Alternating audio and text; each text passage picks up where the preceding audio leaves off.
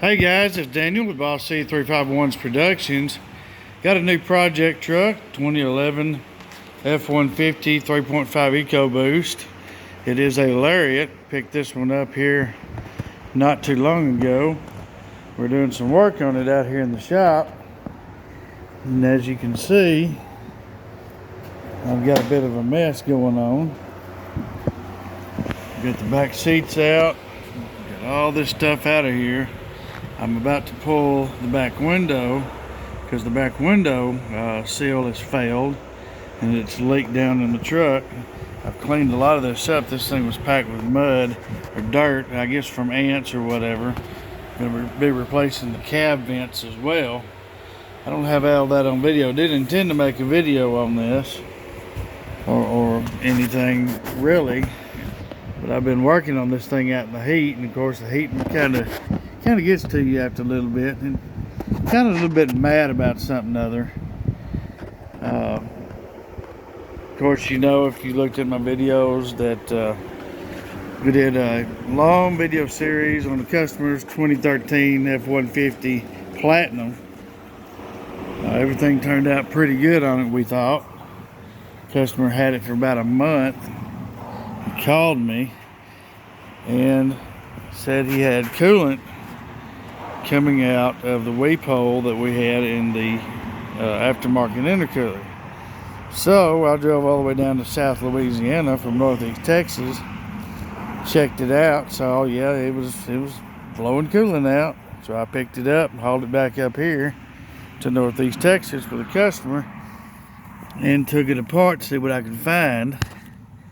You can see the driver's side turbocharger is not there.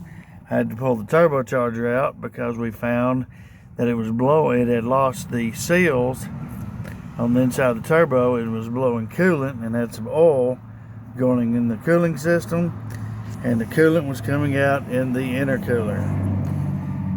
This has perplexed me and it's quite angered me because I am now standing right now $475 in towing, labor to pull this out, this turbocharger out, coolant, other things. I'm about $1,000 in the hole on this already. I wanted to treat the customer right, but it's getting to the point where, you know, after I talked to the guys I bought the turbocharger, the distributor for Garrett, the distributor said Garrett is not in the business of compensating you for your labor and lost money when one of their products fails right out of the box. Now this thing had, I don't know, 1,200 miles, if that, on it. I put 450 break-in miles on this truck after I built it. Brought it back, put a blow-off valve on it because the blow-off valve that was on there to begin with was not working correctly. And then the gentleman came up and picked it up after I was done with it and drove it home. And he was on another trip when he found that his coolant was very, very low. So it's about 1,200 miles on the turbocharger when it failed. And for lack of better words, I'm really pissed off. You know, I watch a lot of YouTube videos, a lot of these other guys that also work on, you know, trucks. There's a guy that I watch, he's a Mopar guy, nothing wrong with that. And then he's an old fella, old school. He was talking about some of these new parts that are not worth a flip that are coming out. They were supposed to be really good parts. The reason why I switched over to Garrett, because Garrett has been in business for a long time, built turbochargers for a long time, had supplied Dodge with turbochargers, some turbochargers that, you know, variable displacement, stuff that really hasn't been done before, and it worked. And I have not been too happy with Borg-Warner stuff. So, you know, I switched over and started using Garrett stuff. I've got Garrett on my 2011 King Ranch. Had no problems whatsoever out of those turbochargers.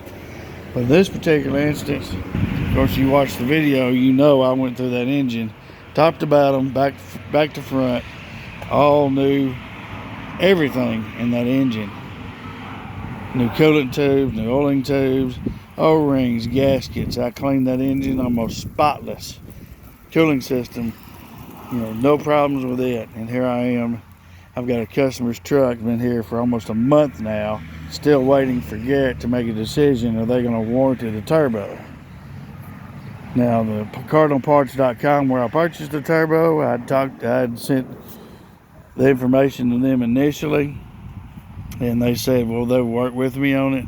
I don't know how far they're going to work with me on it, but like I said, this just really pisses me off. For lack of better words, I apologize. These turbochargers, these were stock turbochargers that we put on the truck, not any race turbochargers, anything like that, and it should have lasted a lot longer than 1,200 miles. There's no real reason why that turbocharger should have failed. And I'm of the opinion, if your part fails and your customer says, hey, here it is, this brand new turbo failed, you should not only replace the turbocharger in a reasonable time frame, I would say would be a week, not a month.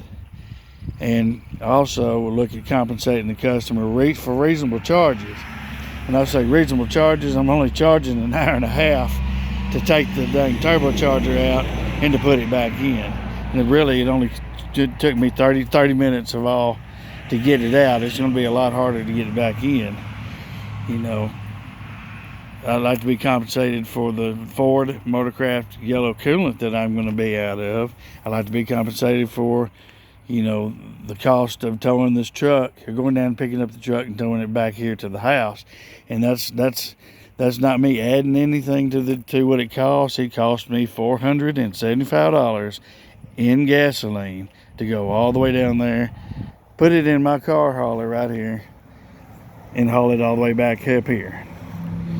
So I just want to put this out, guys. It just seems like no matter what you do, no matter if it's a Ford part, no matter if it's an aftermarket part that's name brand, I'm getting to the opinion, like this other fellow, this Mopar guy, that he is correct that, this stuff that they're putting out now is expensive garbage. It's just expensive garbage. And I'm getting tired of it. I'm sure, some of you guys that are experiencing this, like when the guys have gone through the phaser battles with Ford, I'm sure you're sick and tired of it too. I don't know what to do. Is it even worth filing small claims in court to try to recover my money from this company because the product failed? I really don't know. I don't know if the customer's even going to help me with some of it. I just don't know. I'm trying to do right, but it seems like every time I try to do right, I end up eating the cost and whatnot for trying to do right.